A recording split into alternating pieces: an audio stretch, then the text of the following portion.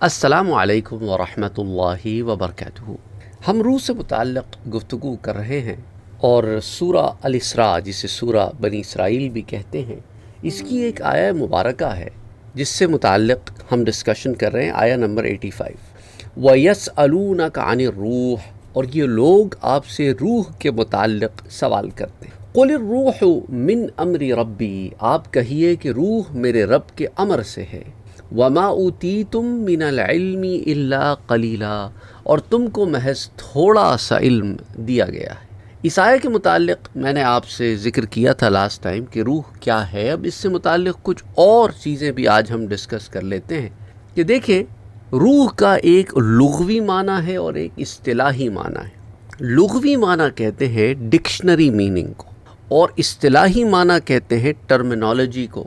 علامہ ابو السعداد المبارک بن محمد بن الاثیر الجزری، جو متوفی ہیں 606 ہجری کے، اب سے کوئی 800 سال پہلے، آپ لکھتے ہیں قرآن اور حدیث میں روح کا کئی بار ذکر آیا ہے اور اس کے کئی معنی بھی ہیں، اور اس کا غالب معنی اس چیز پر ہے کہ جس کے ساتھ جسم قائم ہے، یعنی یہ وہ چیز ہے جو جسم کو جان میں رکھتی ہے، زندگی میں رکھتی ہے، قائم رکھتی ہے۔ اگر یہ نکل جائے تو جسم بیکار ہے، آپ دفنا دیتے ہو، اور اسی کے سبب سے جسم میں حیات ہے۔ اس کے علاوہ اس ورڈ کا اطلاق، امپلیمنٹیشن قرآن، وحی، رحمت اور حضرت جبرائیل پر بھی کیا گیا ہے۔ النہایہ جلد نمبر 2 صفحہ نمبر 246، یہ النہایہ جو ابن اثیر والی ہے، دیکھیں البدایہ والنہایہ وہ ابن کثیر کی کتاب ہے، اور یہ ابن الاثیر، الف لام الف سے یہ رے اثیر، یہ انہوں نے بھی ایک النہایہ نام سے کتاب لکھی۔ اچھا، اسی طرح علامہ سید محمد مرتضی حسینی زبیدی، یہ اب سے کوئی 250 سال پہلے ان کا انتقال ہوا ہے، متوفی ہیں 1205 ہجری کے۔ آپ لکھتے ہیں کہ ابو بکر انباری نے کہا کہ روح اور نفس یہ ایک ہی چیز ہے، البتہ عربی زبان میں روح کا لفظ مذکر اور نفس کا لفظ مؤنث ہے۔ اور فرا نے کہا کہ روح وہ چیز ہے جس کے سبب سے انسان زندہ ہے، اور اللہ نے اپنی مخلوق میں سے کسی کو بھی روح کا علم نہیں دیا۔ اور ابو الہیثم نے کہا کہ روح انسان کا نفس سانس ہے، اور جب سانس نکل جاتا ہے تو انسان کی زندگی ختم ہو جاتی ہے، اور انسان کی آنکھیں اس کو دیکھتی رہتی ہیں حتیٰ کہ اس کی آنکھوں کو بند کر دیا جاتا ہے۔ یعنی جیسے ہی آنکھیں چڑھ جاتی ہیں نا جسم کی، جب روح نکلتی ہے تو گویا جسم اپنی روح کو دیکھ رہا ہے یہاں تک کہ آنکھوں کو بند کیا جاتا ہے، اور روح کو وہ دیکھتا ہے کہ کیسے چڑھ رہی ہے سیڑھیوں پر۔ بہرحال تاج العروس کی جلد 2 صفحہ 147 پر اس کے یہ مختلف معنی آتے ہیں۔ اور علامہ محمد طاہر پٹنی، آپ متوفی ہیں 986 ہجری کے، آپ لکھتے ہیں کہ جمہور کے نزدیک روح کا معنی معلوم ہے۔ ایک قول یہ ہے کہ وہ خون ہے، ایک قول یہ ہے کہ وہ ایک ایسا جسم ہے جو لطیف معنی رکھتا ہے، ہلکا پھلکا سا، اس کے لیے کہیں پر بھی پاس ہو جانا کوئی مسئلہ نہیں ہے۔ اس کے لیے مٹیریل ورلڈ جو ہے نا کوئی ایسی بات نہیں ہے، یہ مٹیریل ورلڈ سے ایسے ہی گزر جاتی ہے۔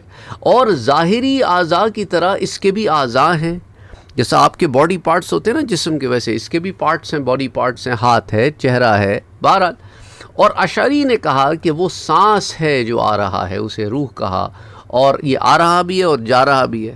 اور ایک قول یہ بھی ہے کہ وہ حیات ہے۔ مجمع بحار الانوار جلد نمبر 2 صفحہ 393 394۔ اسی طرح علامہ بدر الدین عینی حنفی، آپ لکھتے ہیں جو متوفی ہیں 855 ہجری کے، آپ نے بخاری شریف کی شرح عمدۃ القاری کی جز 2 صفحہ 201 پر لکھا ہے کہ بعض علماء کہتے ہیں کہ روح خون ہے، اور اس کی تعریف میں 70 قول ذکر کیے گئے۔ اس میں اختلاف ہے کہ آیا روح اور نفس ایک ہی چیز ہے یا نہیں۔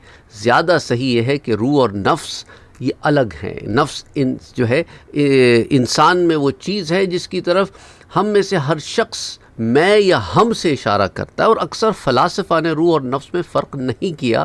انہوں نے کہا کہ نفس لطیف ہے، ایک ایسا جوہر ہے جو لطیف ہے، جو بخاری ہے، یعنی کہ سٹیم اور بھاپ کی طرح ہے، جو حیات، حس اور حرکت اور ارادہ اس کی قوت کا حامل ہے، اور اس کا نام روح حیوانی فلاسفہ رکھتے ہیں، اور یہ نفس ناطقہ اور بدن کے درمیان ایک واسطے کا نام رکھتے ہیں. It's a bridge between body and آپ کا جو نفس ہے. امام غزالی نے کہا روح ایک جوہر حادث ہے جو بے نفسی ہی اپنے نفس میں قائم ہے اور جگہ نہیں گھیرتا. اور ایک قول یہ بھی ہے کہ روح جو ہے ایک لطیف شے ہے، یعنی اس کے لیے اس مٹیریل ورلڈ میں مٹیریل فارم میں جسے یہ آنکھیں دیکھ سکیں ایگزسٹ کرنا ضروری نہیں ہے، لیکن اس کی 2 آنکھیں ہیں، 2 کان ہیں، 2 ہاتھ ہیں، 2 پیر ہیں، اور جسم کے ہر عضو کے مقابلے میں اس کا ایک لطیف عضو ہے، یعنی اس کا ایک باڈی پارٹ ہے. جیسے ہماری اس باڈی کے پارٹس ہوتے ہیں نا، اس کے بھی پارٹس ہیں، تو وہ بھی قوت گویائی رکھتی ہے، بات کر سکتی ہے، سن سکتی ہے، سمجھ سکتی ہے، بول سکتی، وہ ساری چیزیں کر سکتی ہے. اس کے ہاتھ ہیں، پیر ہیں، ساری چیزیں. اور اس کا انسان کے جسم میں اس طرح حلول ہے جس طرح گلاب کے پانی کا گلاب میں حلول ہوتا ہے. حکماء اور علماء متقدمین اور متاخرین، یعنی وہ علماء جو پہلے گزر چکے ہیں اور جو علماء بعد میں آئے ہیں، اگلے دور کے ہیں، ان کا روح کی تعریف میں بہت اختلاف ہے. اور یہ عمدۃ القاری کی جلد نمبر 2 صفحہ 201 پر لکھا ہے. اسی طرح روح کے بارے میں علامہ میر سید شریف جرجانی جو متوفی ہیں 816 ہجری کے، آپ التعریفات کے پیج 82 پر لکھتے ہیں کہ روح انسانی ایک ایسی لطیف چیز ہے جس کو علم اور ادراک ہوتا ہے، یعنی وہ علم بھی حاصل کرتی ہے اور وہ ادراک بھی رکھتی ہے، وہ چیزوں کو سوچتی سمجھتی بھی ہے، اور وہ روح حیوانی پر سوار ہوتی ہے، اور وہ عالم امر سے نازل ہوئی ہے. عقلیں اس کی حقیقت کو سمجھ نہیں سکتی، اس کا ادراک کرنے سے عاجز ہیں. اور یہ روح کبھی جسم سے مجرد ہوتی ہے اور کبھی جسم سے متعلق ہوتی ہے، اور اس میں تصرف کرتی ہے. بہرحال یہ تعریفات میں آتی ہے. تو یہ مختلف ڈیفینیشنز آف روح ہیں جو مختلف کتابوں سے آپ کے سامنے یہاں پر ہم نے پریزنٹ کی ہیں، تاکہ آپ کو پتہ ہو کہ علماء جو ہیں روح کے متعلق اپنی اپنی کتابوں میں کیا تفصیلات بیان کرتے ہیں. اب آ جائیں ایک اور ٹاپک کی طرف جو بہت زیادہ پوچھا جاتا ہے، وہ ہے روح کی موت. اب اس کے ضمن میں علامہ شمس الدین ابی عبداللہ بن قیم جوزیہ جو متوفی ہیں 751 ہجری کے، آپ لکھتے ہیں کہ آیا روح پر موت آتی ہے یا نہیں، اس مسئلے میں بھی علماء کا اختلاف ہے. بعض کہتے ہیں کہ روح پر بھی موت آتی ہے اور وہ موت کا مزہ چکھتی ہے، اور ہر نفس موت کا مزہ چکھنے والا ہے، اور دلائل سے ثابت ہے کہ اللہ کے سوا کوئی چیز باقی نہیں رہے گی. جیسے سورہ الرحمن میں آتا ہے کہ کل من علیہا فان، اور ہر وہ چیز جو زمین پر ہے فنا ہونے والی ہے. اس میں ہے علیہا، اس میں ہے، اس پر ہے، وہ ختم ہونے والی ہے. وَيَبْقَى وَجْهُ رَبِّكَ ذُو الْجَلَالِ وَالْإِكْرَامِ، صرف آپ کے رب کی ذات باقی رہے گی جو بزرگی اور عزت والی ہے. پھر سورہ القصص میں اللہ فرماتا ہے کہ کُلُّ شَيْءٍ هَالِكٌ إِلَّا وَجْهَهُ، اس کے چہرے یعنی اس کی ذات کے سوا ہر چیز ہلاک ہونے والی ہے. اور جب ملائکہ پر بھی موت آئے گی تو یہ کیسے ہو سکتا ہے کہ روح پر موت نہ آئے؟ محققین کا یہ کہنا ہے کہ ارواح پر موت نہیں آئے گی، کیونکہ ارواح کو بقا کے لیے پیدا کیا گیا ہے. موت صرف ابدان پر، بدنوں پر، جسموں پر، باڈیز پر آتی ہے. اور اس کی دلیل یہ ہے کہ بکثرت احادیث سے ثابت ہے کہ موت کے بعد جب روحوں کو دوبارہ ان کے جسموں میں لوٹا دیا جائے گا تو پھر ان کو جو عذاب یا ثواب ہوگا وہ دائمی ہوگا. اور اگر روحوں پر موت آتی تو ان کا ثواب یا عذاب دائمی نہ ہوتا. تو اسی لیے دیکھیں نا، اللہ سبحانہ و تعالیٰ سورہ آل عمران میں فرماتا ہے کہ جو لوگ اللہ کی راہ میں شہید کیے گئے ان کو ہرگز مردہ نہ سمجھو. وَلَا تَحْسَبَنَّ الَّذِينَ قُتِلُوا فِي سَبِيلِ اللَّهِ أَمْوَاتًا بَلْ أَحْيَاءٌ، وہ تو زندہ ہیں عند ربهم، ان کے رب کے ہاں، یرزقون، اور رزق بھی دیے جاتے ہیں. فَرِحِينَ بِمَا آتَاهُمُ اللَّهُ مِنْ فَضْلِهِ، اور وہ اللہ کے دیے ہوئے فضل سے خوش ہیں. تو جو مر گیا وہ خوش کیسے ہوتا ہے؟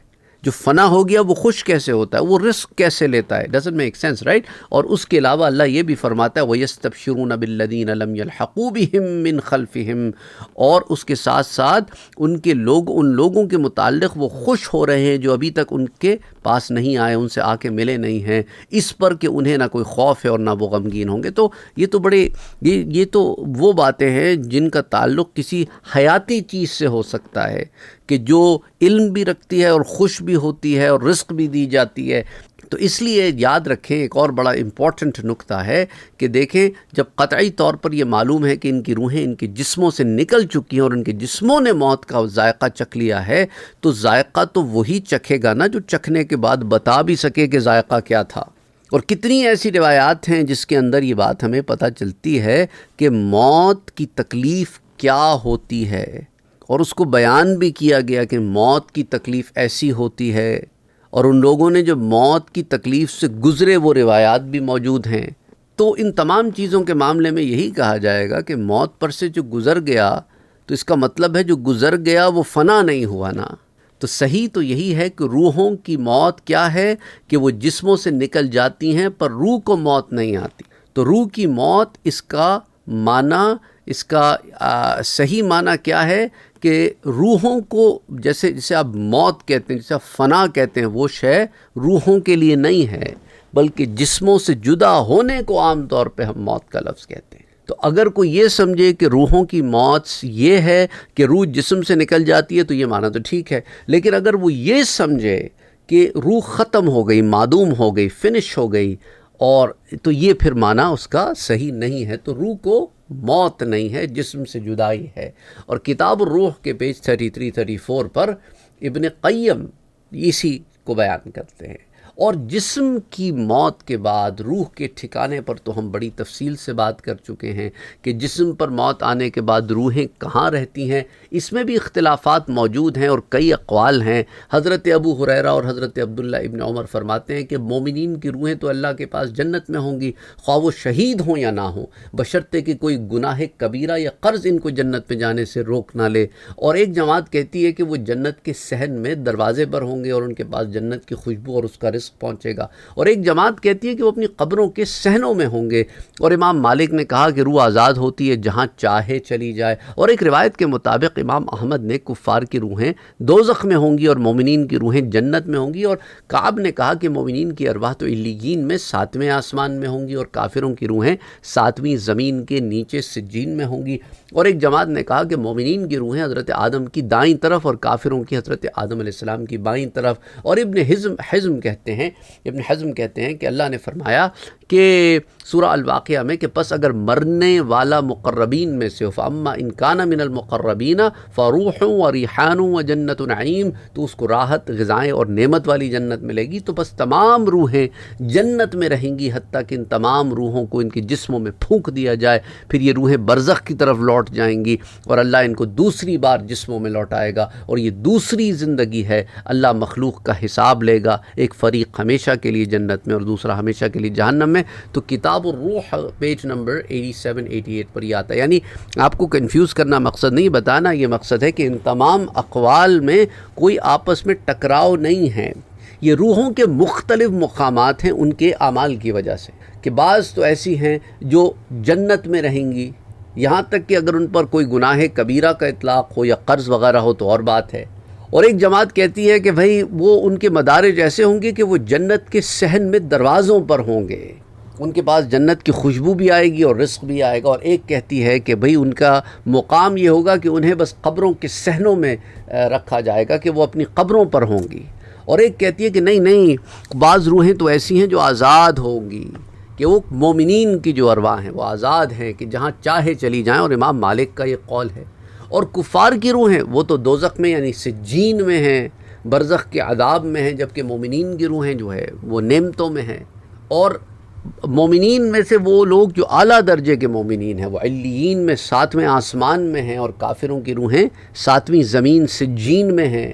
تو اور جو مومنوں کی روحیں حضرت آدم کے دائیں اور کافروں کی بائیں کا ذکر ہے، وہ یہ ہے کہ جب روح یہاں سے پرواز کرتی ہے تو حضرت آدم کے دائیں جانب سے اچھی ارواح کو انٹری ملتی ہے کہ وہ آسمانوں میں داخل ہوں اور وہاں باقی مومنین کی ارواح سے ملاقات بھی کریں اور اللہ کے حضور سجدہ ریز بھی ہوں، اور پھر واپس قبر میں لوٹائے جائیں کہ پھر اپنے سوالوں کے جواب دیں، اور اس کے بعد پھر ان کا سلسلہ اگلا شروع ہوتا ہے۔ اور کافروں کی روحوں کو آسمان میں داخل ہونے سے پہلے روک دیا جاتا ہے، اس لیے حضرت آدم علیہ السلام پہلے آسمان پر موجود ہیں کہ وہ جو روک دی جاتی ہیں وہ ان کی بائیں طرف ہوتی ہیں، وہ دیکھتے ہیں کہ انہیں انٹری نہیں ملی، اور جو دائیں طرف ہیں وہ ہیں جنہیں انٹری مل گئی ہے۔ تو اس میں بھی کوئی تفاوت نہیں ہے، کوئی ٹکراؤ نہیں ہے۔ اور ابن حزم کی جو بات ہے، جو قرآن کریم کی آیت سے استدلال کرتے ہیں، تو اگر مرنے والے مقربین میں سے ہوں تو تقرب والے اعلیٰ درجے کے جو لوگ ہیں انہیں پھر اللہ نعمتوں میں رکھتا ہے۔ تو ان میں آپس میں کوئی ٹکراؤ نہیں ہے۔ اور روحیں جو ہے جسم میں برزخ میں ایسے ہوتی ہیں کہ روح کا جسم سے تعلق رہتا ہے، جسم کے اندر داخل نہیں ہوتی، وہ داخل ہوگی قیامت میں۔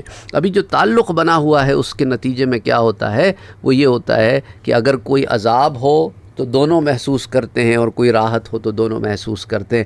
آپ دیکھیں گے کہ بھئی جسم تو ریزہ ریزہ ہو گیا، بعض کا صحیح سالم رہتا ہے، ہر ایک کا نہیں رہتا، لیکن جس کا صحیح سالم ہے اس کو تو آپ سمجھ سکتے ہیں، جس کا ریزہ ریزہ ہو گیا اس پر بھی آپ یہ نہیں کہہ سکتے کہ یہ عذاب میں ہوگا، اللہ بہتر جانتا ہے۔ اچھا، اسی طرح روح جو ہے وہ حادث ہے اور مخلوق ہے، یہ بات یاد رکھیں۔ اچھا، بعض علماء اس ضمن پہ ایک ہم سمجھتے ہیں غلطی کرتے ہیں، وہ کہتے ہیں کہ روح قدیم ہے، کیونکہ روح اللہ کے امر سے ہے، وہ عالم امر سے ہے، اور اللہ کا امر قدیم ہے اور مخلوق نہیں ہے۔ اور جس طرح اللہ نے علم، قدرت، سمع اور بصر کی اپنی طرف اضافت کی ہے، اسی طرح روح کی بھی اپنی طرف اضافت کی ہے۔ لہٰذا جس طرح یہ صفات قدیم ہے اسی طرح روح بھی قدیم ہے، لیکن صحیح یہ ہے کہ روح حادث ہے، روح اللہ کی مخلوق ہے، اس کو وجود میں عالم امر میں لایا گیا ہے، وہ اللہ کے امر سے کن فیکون سے وجود میں آئی ہے، پر ہے حادث اور مخلوق۔ اس کی وجوہات بھی ہیں۔ اللہ نے فرمایا اللہ خالق کل شیء، سورۃ الانعام میں، اللہ ہر چیز کا خالق ہے۔ اس کا معنی یہ کہ اللہ کی ذات اور صفات کے سوا ہر چیز مخلوق ہے، اور روح بھی اللہ کی ذات اور صفات کے ما سوا اس لیے وہ بھی مخلوق ہے۔ پھر اللہ قرآن میں سورہ مریم میں حضرت زکریا سے فرماتا ہے وَقَدْ خَلَقْتُكَ مِن قَبْلُ وَلَمْ تَكُ شَيْئًا، اور میں اس سے پہلے تم کو پیدا کر چکا ہوں جب کہ تم کچھ نہیں تھے۔ تو جب پہلے پیدا کر چکا ہوں سے کیا مراد ہے؟ روح کی تخلیق ہے۔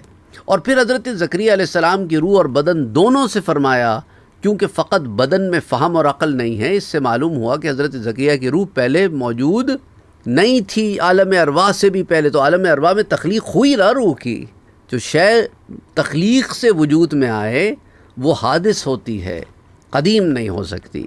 اور اسی طرح اللہ فرماتا ہے سورہ صافات میں واللہ خلقکم وما تعملون، اور اللہ نے تم کو اور تمہارے اعمال کو پیدا کیا ہے۔ اور پھر سورۃ الدہر میں فرماتا ہے هل اتى على الانسان حین من الدہر، بے شک انسان پر ایک ایسا وقت گزر چکا ہے لم یکن شیئا مذکورا، جب وہ کوئی قابل ذکر چیز نہیں تھا۔ تو اگر انسان کی روح قدیم ہوتی تو وہ یقیناً پہلے قابل ذکر چیز ہوتا۔ سمجھ آ رہی بات؟ اب یہ آیہ مبارکہ کی بہت تفسیر ہے، پھر وہ انشاءاللہ تعالیٰ کبھی شاید پہلے بھی ذکر کی ہو میں نے، کبھی پھر کریں، لیکن عالم امر کی طرف یہاں پہ ذکر ہے۔ اچھا، اسی طرح اللہ سورہ زمر میں فرماتے اللہ یتوفی الانفس حین موتها، اللہ ہی روحوں کو ان کی موت کے وقت، اور جن کو موت نہیں آئی ان روحوں کو نیند کے وقت قبض کر لیتا ہے۔ تو یہاں قبض کا حکم ہے، یہ نہیں کہ معدوم کر دیتا ہے۔ پھر جن روحوں کی موت کا فیصلہ ہو چکا ہے ان کو روک لیتا ہے، اور دوسری روحوں کو ایک وقت مقررہ تک کے لیے چھوڑ دیتا ہے۔ اس آیت میں روح کا حادث اور مخلوق ہونا بالکل واضح ہے، اور یہ سب تفصیلات بھی کتاب الروح کے پیج 140 سے 142 پر آتی ہیں۔ اب انشاءاللہ تعالی وہ ایک اور بحث ہے کہ نفس اور روح کے اندر کیا فرق ہے، اور پھر نفس کی پھر مختلف اقسام ہیں، پھر عالم خلق اور عالم امر کیا ہے، اس پر پھر انشاءاللہ تعالیٰ اگلی دفعہ بات کریں گے۔ Again if you are interested, میں بار بار پوچھتا ہوں، اگر آپ نے اس سلسلے میں معلومات جاننی ہو تو پھر لکھا کریں کامنٹ سیکشن میں، ورنہ پھر میں یہی سمجھتا ہوں کہ شاید آپ کو اس میں انٹرسٹ نہیں ہے، تو پھر ہم محنت کریں، اور آپ کا اس میں انٹرسٹ نہ ہو تو پھر یہی نتیجہ ہوتا ہے کہ لوگ اسے پھر دیکھتے نہیں ہیں یا کم دیکھتے ہیں۔ بہرحال وما علینا الا البلاغ۔